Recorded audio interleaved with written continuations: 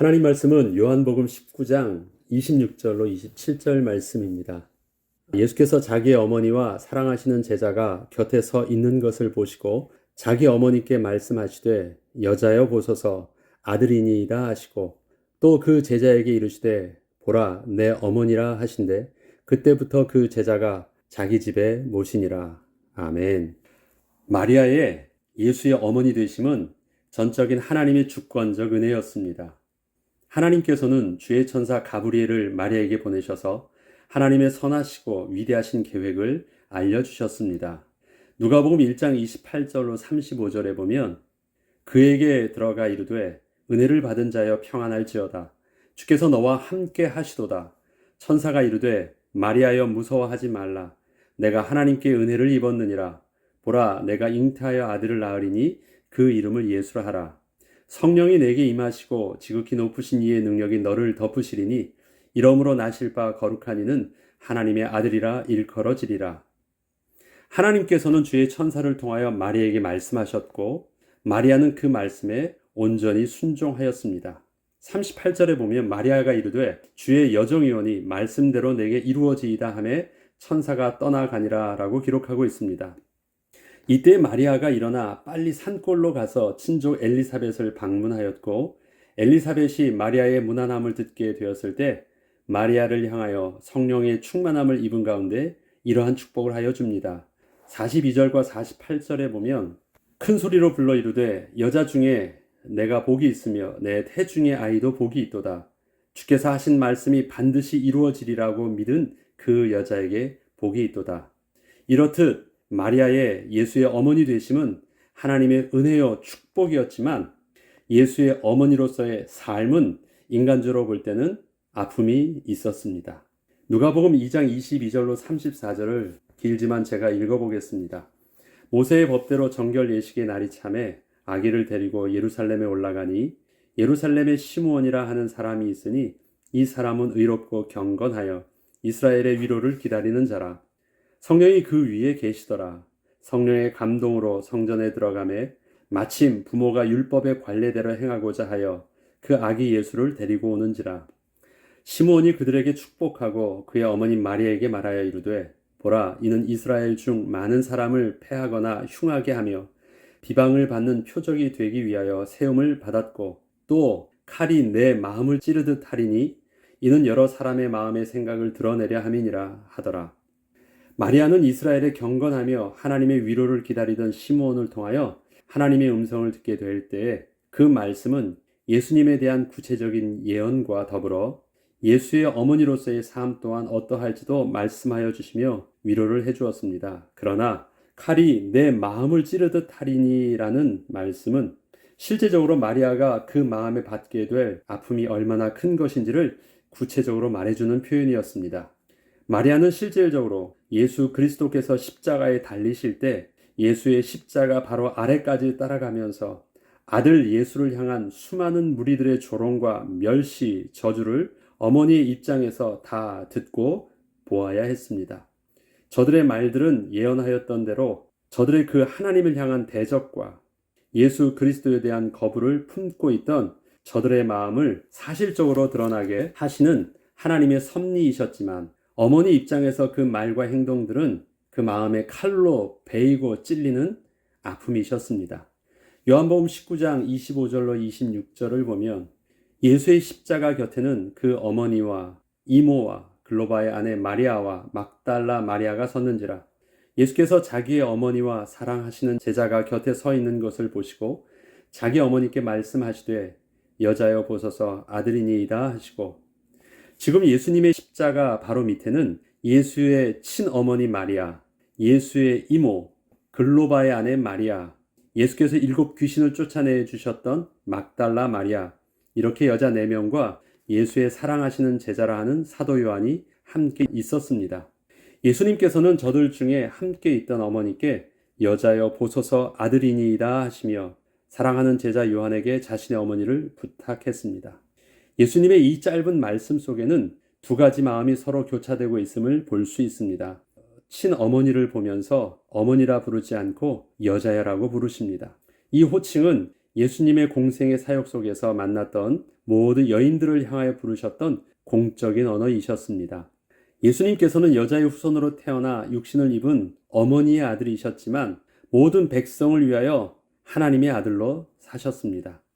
앞서 읽었던 누가복음 1장 35절을 다시 읽어보면 성령이 내게 임하시고 지극히 높으신 이의 능력이 너를 덮으시리니 이러므로 나실 바 거룩한 이는 하나님의 아들이라 일컬어지리라. 또한 마가복음 3장 31절을 보면 대답하시되 누가 내 어머니이며 동생들이냐 하시고 둘러앉은 자들을 보시며 이르시되 내 어머니와 내 동생들을 보라. 누구든지 하나님의 뜻대로 행하는 자가 내 형제여 어머니이니라 하시며 공적인 당신의 모습을 분명히 하셨었습니다. 그런데 지금 그 어머니께 하시는 말씀이 아들이니이다입니다. 예수님께서는 어머니 마리아에게 제자 요한을 가리키시며 보소서 당신의 아들입니다 라고 하며 소개를 하고 계신 것입니다. 예수님의 이 마음은 그동안 어머니를 개인적으로는 모실 수 없었지만 어머니를 향한 아들의 마음을 담아 제일 사랑하는 제자에게 아들과 같은 역할을 맡기신 것입니다.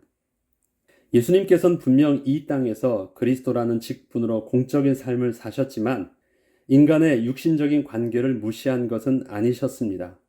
어머니 마리아는 잉태될 때부터 주의 천사를 통해서 태어날 아이가 그리스도란 사실을 알고 있었으나 예수는 분명 자기의 몸에서 태어난 육신의 아들임에는 틀림이 없었습니다. 지금 하나님의 주권 속에서 십자가에 매달려 있는 예수를 아무 말 없이 바라보고 있지만 그 마음을 예수님은 모르지 않으셨습니다. 예수님은 어머니 마리아의 마음을 헤아려 들고 있습니다. 지금껏 그렇게 특별하게 표현하신 적이 없으셨지만 어머니의 삶을 소중하게 위로해 드리고 있는 것입니다. 27절을 보면 또 그 제자에게 이르시되 보라 내 어머니라 하신대 그때부터 그 제자가 자기 집에 모시니라. 누가복음 23장 27절에는 그를 위하여 가슴을 치며 슬피 우는 여자의 큰 무리가 따라오는지라 라고 설명하고 있는데 여기에는 분명 어머니 마리아도 누구보다도 크게 슬퍼하고 있었을 것입니다. 십자가에 매달려 있는 자식을 지금 눈앞에서 보고 있는 어머니의 마음은 어떠할까요? 그럼에도 불구하고 어머니 마리아는 슬픔을 가슴으로 삼키신 채 그 아들 예수님을 위해서 그 현장을 그대로 지키고 있는 것입니다. 예수님께서는 지금 이러한 어머니의 고통을 그대로 함께 느끼면서 그 어머니를 십자가에서 보고 계셨습니다. 그리고 예수님은 이러한 자신의 어머니를 위해서 사랑과 위로의 마음을 담아 어머니에게 말씀을 건넨 것입니다. 그리고 요한에게는 그 어머니를 부탁을 하고 있습니다. 27절에는 보라 내 어머니라 하신대 그때부터 그 제자가 자기 집에 모시니라 라고 설명하고 있습니다.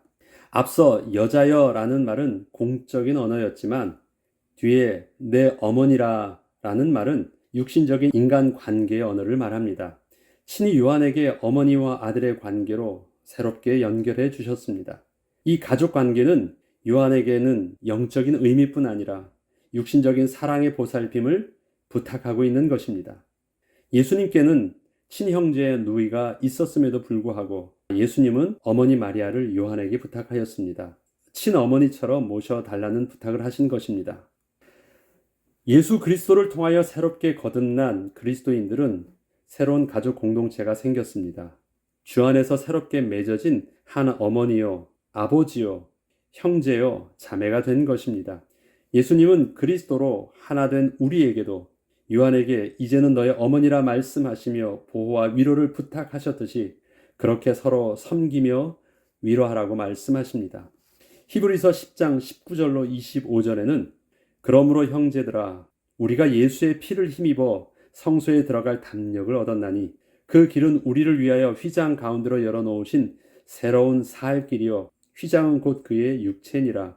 우리가 마음의 뿌림을 받아 악한 양심으로부터 벗어나고 몸은 맑은 물로 씻음을 받았으니 참 마음과 온전한 마음으로 하나님께 나아가자. 또 약속하시는 이는 미쁘시니 우리가 믿는 도리의 소망을 움직이지 말며 굳게 참고 서로 돌아보아 사랑과 선행을 격려하며 모이기를 패하는 어떤 사람들의 습관과 같이 하지 말고 오직 권하여 그날이 가까움을 볼수록 더욱 그리하자. 이렇게 성도의 서로 권면을 하고 있습니다. 바울은 각 지역에 있는 교회 성도들에게 안부를 물을 때 늘 빠지지 않는 사람들이 있었습니다. 그것은 젊어서 열심을 다하여 주님의 일을 섬기시던 나이 드신 여자 성도들에 대한 문안을 절대 잊지 않은 것입니다. 그분들은 지난날 힘써 수고를 하였지만 지금은 많은 성도들의 도움을 받아야 할 연약한 자가 된 분들이었습니다.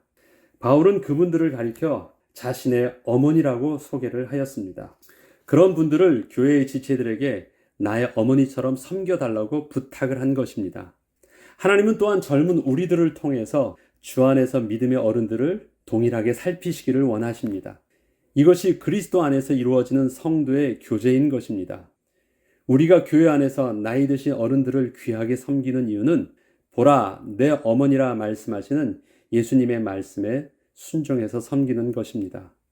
젊어서의 수고가 하나님 앞에서 헛되지 않았음을 믿음의 상속을 받은 젊은 성도들을 통해서 교회에서 드러내기를 하나님께서는 원하십니다.